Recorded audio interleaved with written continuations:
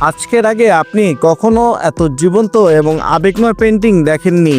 শিল্পী প্রথমে দুটি ক্যানভাস ফ্রেমকে একসাথে জোড়া লাগান এবং তারপর তার উপর পলিমার ক্লে দিয়ে অত্যন্ত সূক্ষ্ম ও ধৈর্যের সাথে 3D হাত তৈরি করেন। এই হাতগুলো এমনভাবে তৈরি করা হয়েছে যেন তারা দুইটি ফ্রেমকে শক্ত করে ধরে রেখেছে, যেন কেউ ভিতর থেকে বাহিরে বেরিয়ে আসার চেষ্টা করছে। এরপর এই দুই ফ্রেমের মাঝখানে একটি মেয়ের সোলফুল পেইন্ট আঁকা হয়, যেন শিল্পী বোঝাতে চাইছেন একজন মানুষের মানসিক বন্দিত্ব, সামাজিক বাধা আর নিজের সঙ্গে লড়াইয়ের মাঝ থেকে বেরিয়ে আসা কতটা কঠিন।